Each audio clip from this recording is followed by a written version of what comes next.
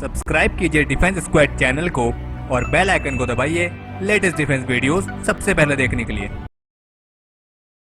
Hello defence lovers, स्वागत है आपका डिफेंस अपडेट सीरीज के एक फ्रेश एपिसोड में। तो चलिए जानते हैं आज के टॉप डिफेंस अपडेट्स क्या हैं।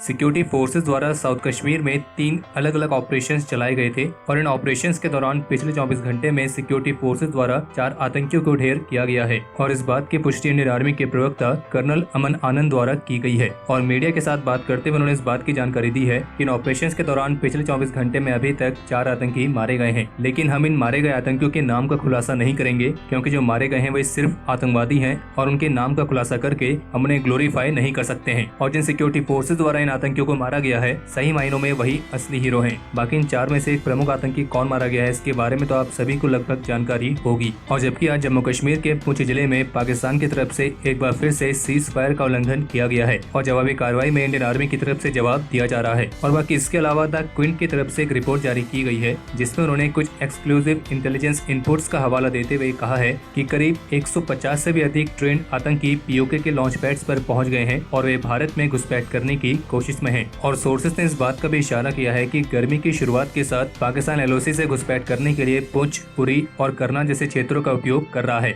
और जबकि जम्मू के पास अंतर्राष्ट्रीय सीमा पर भी इसकी कोशिश की जा रही है। और जबकि ऐसी भी रिपोर्ट्स हैं कि पाकिस्तान द्वारा समर्थित आतंकी संगठन कश्मीर में अपनी गतिविधियों को अंजाम देने के लिए ड्रोन्स का इस्तेमाल भी करने की योजना बना रहे हैं। और सोर्सेज का कहना है कि ये ड्रोन्स ऐसे हैं जो अपने कंट्रोलर से 3 किलोमीटर की दूरी तक करीब 5 किलोग्राम तक के आईईडीज को भी कैरी करने में कैपेबल हैं। और सिक्योरिटी एस्टेब्लिशमेंट में टॉप सोर्सेज का ये भी कहना है कि जम्मू कश्मीर में आर्टिकल 370 हटने के बाद से अब जो ये इस साल का समर है वो पाकिस्तान के लिए डू और डाई वाली सिचुएशन लेके आया है और इसलिए कश्मीर में अपनी गतिविधियों को अंजाम देने के लिए पाकिस्तान इस गर्मी के मौसम में अपनी पूरी कोशिश करेगा।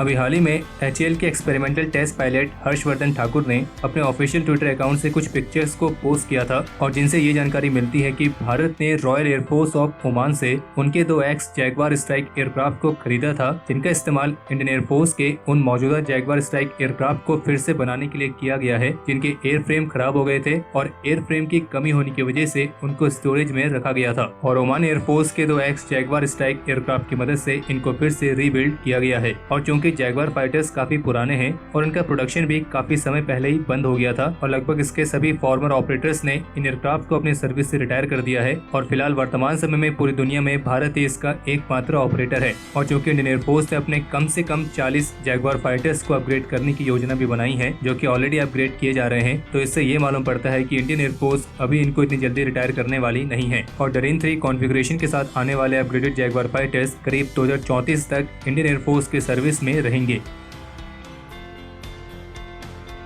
बोइंग ऑस्ट्रेलिया ने अपने पहले एआई इनेबल्ड ड्रोन को प्रदर्शित किया है जो कि उन्होंने खास तौर पर रॉयल ऑस्ट्रेलियन एयरफोर्स के लिए डिजाइन किया है और फिलहाल इस ड्रोन को अनमैन लॉयल विंगमैन एयरक्राफ्ट का नाम दिया गया है। और कंपनी का दावा है कि ये लॉयल विंगमैन एयरक्राफ्ट मैन और अनमैन प्लेटफॉर्म्स के कैपेबिलिटीज को बढ़ाने के लिए आर्टिफिशियल इंटेलिजेंस का इस्तेमाल करता है। और इस अनमैन एयरक्राफ्ट को विकसित करना कंपनी का एक ऐतिहासिक माइलस्टोन है और इस लॉयल विंगमैन एयरक्राफ्ट कॉन्सेप्ट के तहत 3 प्रोटोटाइप्स को विकसित किया जा रहा है और अब इस प्रोटोटाइप को ग्राउंड टेस्टिंग के लिए भेजा जाएगा और इस साल के अंत तक या फिर अगले साल की शुरुआत तक इसकी पहली उड़ान होने की भी उम्मीद है। और कंपनी का दावा है कि चूंकि ये loyal wingman unmanned aircraft artificial intelligence का इस्तेमाल करता है तो इसी के चलते ये इंटेलिजेंस मिशंस को खुद ही के दम पर पूरा कर सकता है। और केवल इतना ही नहीं बल्कि इसको एक मैन एयरक्राफ्ट के विंगमैन के तौर पर उसको सुरक्षित रखने के लिए भी इस्तेमाल किया जा सकता है। और इस बात में कोई दो राय नहीं है कि इस तरह के अनमैन एयरक्राफ्ट फ्यूचर वॉरफेयर के प्रमुख हिस्से के तौर पर दिखाई देंगे। और आपको एक जानकारी और दे दें कि इस तरह के कॉन्सेप्ट पर भारत में भी ऑलरेडी काम किया जा रहा है।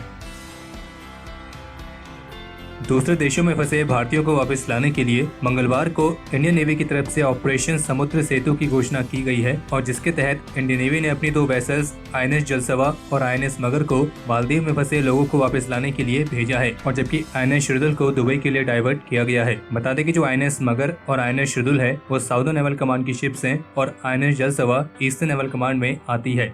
तो आज का एपिसोड खत्म करने से पहले आज का क्वेश्चन ऑफ द डे ये रहा। आप इस क्वेश्चन का जवाब कमेंट सेक्शन में शेयर करना ना भूलें। तो ये थे आज के top defence updates. Defence update के इस एपिसोड के लिए इतना ही। हमें उम्मीद है आपको ये वीडियो पसंद आई होगी। अगर आपने इस वीडियो को लाइक और शेयर नहीं किया है तो इसे लाइक और शेयर करें और चैनल को सब्सक्राइब करना ना भूलें।